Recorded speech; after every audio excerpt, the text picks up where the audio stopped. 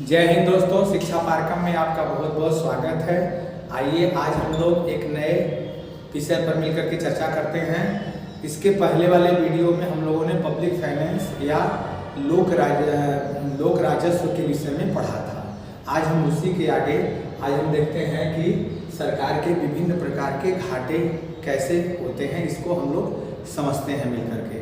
तो इसके पहले जो पिछले वीडियो में जो हम लोग देखे थे उसमें हम लोग देखे थे लोक राजस्व के विषय में। लोक राजस्व के विषय में सरकार को कैसे आय होता है और कैसे व्यय होता है। इसमें हम लोगों ने दो भागों में इसको बांटा था। एक सार्वजनिक आय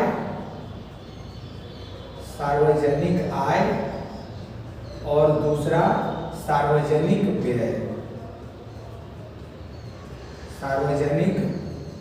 व्यय। अब इस सार्वजनिक आय में भी हम लोग दो भागों में, जो सरकार की आय होती है सार्वजनिक आय, उसको भी हम लोग को दो भागों में बांटे थे। पहला क्या था? तो पहला था राजस्व आय और दूसरा पूंजीगत आय।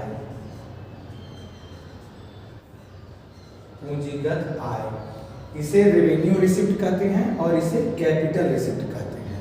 ओके, और लोक राजस्व को पब्लिक फिनांस कहते हैं। ओके, अब इसी तरह से सरकार का जो व्यय है इसको भी हम लोग देखे थे।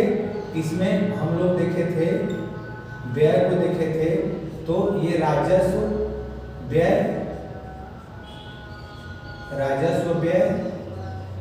और दूसरा देखे थे पूंजीगत व्यय।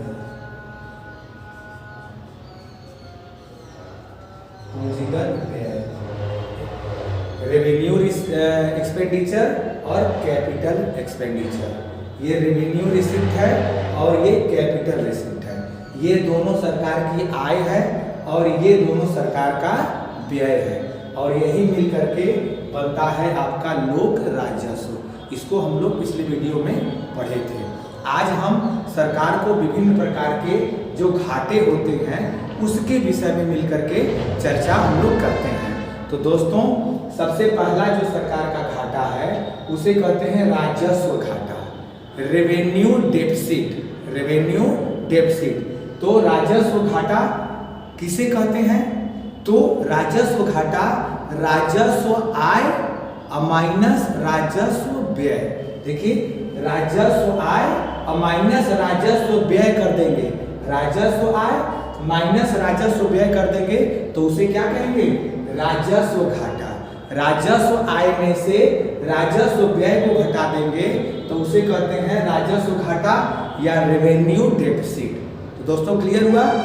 सरकार की जो लोक राजस्व है उसमें राजस्व आय में से राजस्व व्यय को घटा दीजिए तो इसे कहते हैं रेवेन्यू डेफिसिट या राजस्व घाटा। राजस्व आय में से राजस्व व्यय घट गया तो रेवेन्यू डेफिसिट या राजस्व घाटा कहते हैं। क्लियर दोस्तों? अब आगे बढ़ते हैं। पूंजीगत घाटा, इसे कहते हैं कैपिटल डेफिसिट। इसे कहते हैं कैपिटल डेफिसिट। और कैपिटल डेफिसिट क्या होता है? बिल्कुल पहले की तरह। देखिए, कैपिटल डेफिसिट का मतलब है, पूंजीगत घाटा का तात्पर्य है कि देखिए ध्यान से, यहाँ पूंजीगत आय और माइनस पूंजीगत व्यय, पूंजीगत आय और माइनस पूंजीगत व्यय। ओके, तो पूंजीगत आय में से पूंजीगत व्यय को घटा देंगे, इसके अंतर को क्या कहते हैं? पूंजीगत घाटा, कैपिटल डेफिसिट। तो पूंजीगत घाटा क्या होता है? पूंजीगत आय माइनस पूंजीगत व्यय। और आप यहां से समझ रहे हैं पूंजीगत आय और पूंजीगत व्यय को समझ रहे हैं, कैपिटल रिसिप्ट और कैपिटल एक्सपेंडिचर। ओके, दोनों के अंतर को क्या कहते हैं? Capital deficit. ओके, अब आते हैं सार्वजनिक घाटा या इसे बजट घाटा भी कहते हैं, पब्लिक डेफिसिट या बजट डेफिसिट। ओके, तो बजट घाटा या सार्वजनिक घाटा किसे कहते हैं? तो कुल राजस्व घाटा और कुल पूंजीगत घाटा, इन दोनों को जब जोड़ देते हैं तो उसे क्या कहते हैं? उसे कहते हैं बजट घाटा या सार्वजनिक घाटा। बजट घाटा या सार्वजनिक घाटा कहते हैं। तो फिर से दोस्तों एक बार देखिए, सार्वजनिक घाटा या बजट घाटा। ओके, इसे बजट घाटा कहते हैं आप बजट को देखते होंगे तो अक्सर सुनते होंगे बजट घाटा इतना गया, बजट घाटा उतना गया, इतने रुपए का बजट घाटा गया। तो सार्वजनिक घाटा भी उसे कहते हैं या बजट घाटा कहते हैं। ओके, तो बजट घाटा क्या होता है? जब ये राजस्व घाटा और पूंजीगत घाटा को हम जोड़ देंगे, राजस्व घाटा और पूंजीगत घाटा को जब हम जोड़ देंगे तो वो क्या बन जाता है? बजट घाटा। ओके, बजट घाटा में क्या शामिल होता है? राजस्व घाटा शामिल होता है और पूंजीगत घाटा शामिल होता है। और इससे पहले हम लोग क्या देखे? राजस्व घाटा और ये पूंजीगत घाटा देख लिए।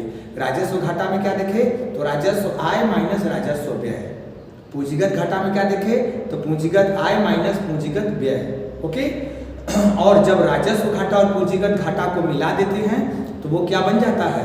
वो बन जाता है आपका बजट घाटा या सार्वजनिक घाटा। ओके दोस्तों, अब आते हैं अगला राजकोषीय घाटा। इसे कहते हैं फिजिकल डेफिसिट। इसे क्या कहते हैं? फिजिकल डेफिसिट, राजकोषीय घाटा या फिजिकल डेफिसिट। अब ये देखिए बहुत आसान है, आपको समझना बहुत आसान है।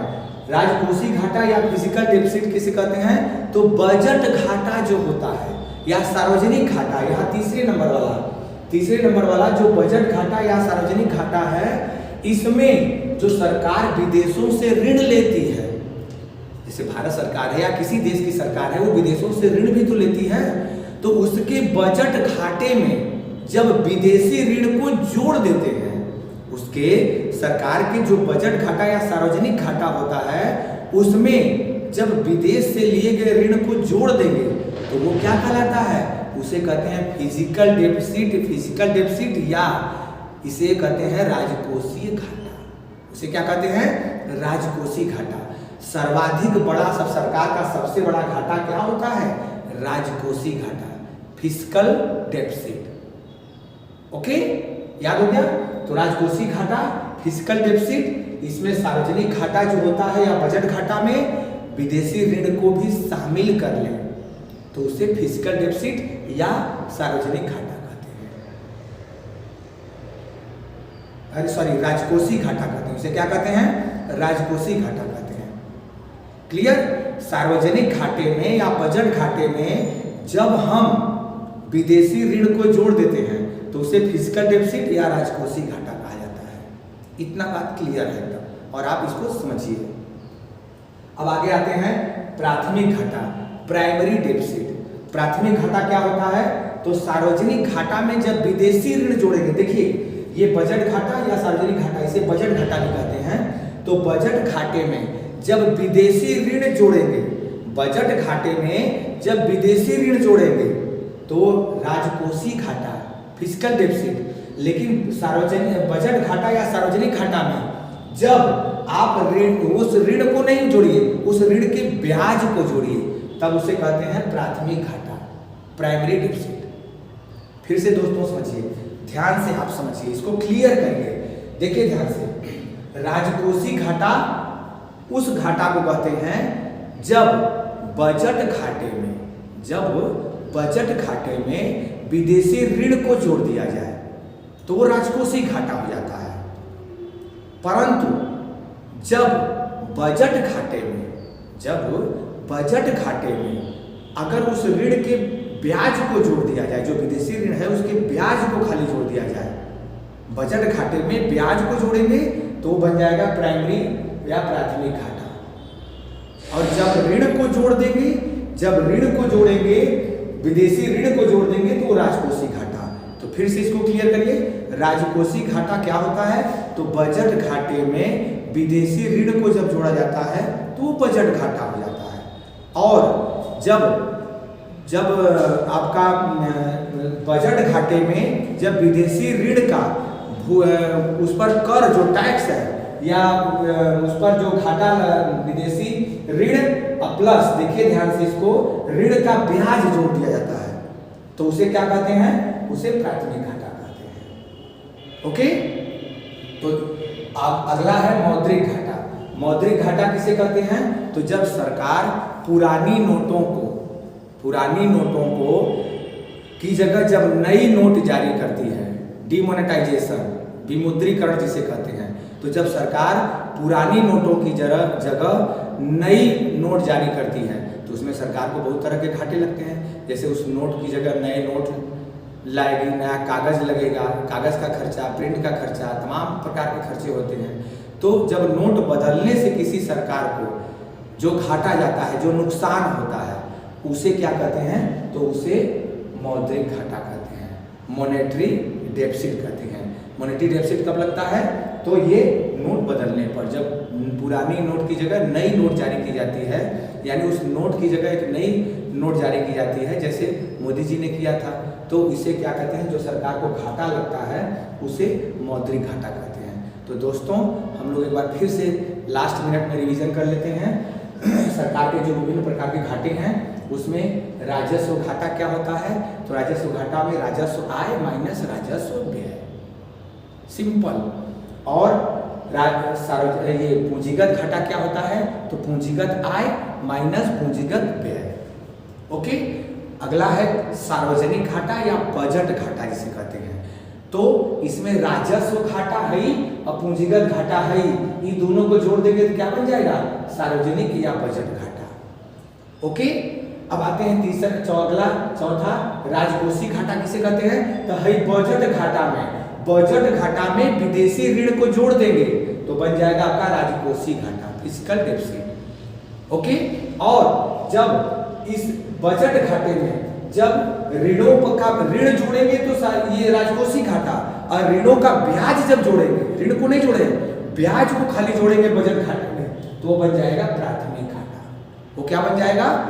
प्राथमिक घाटा बन जाएगा। ओके, और मौद्रिक घाटा क्या होता है? जब नोट बदलने पर सरकार को जो घाटा जाता है, जो नुकसान होता है, उसे मौद्रिक घाटा कहा जाता है।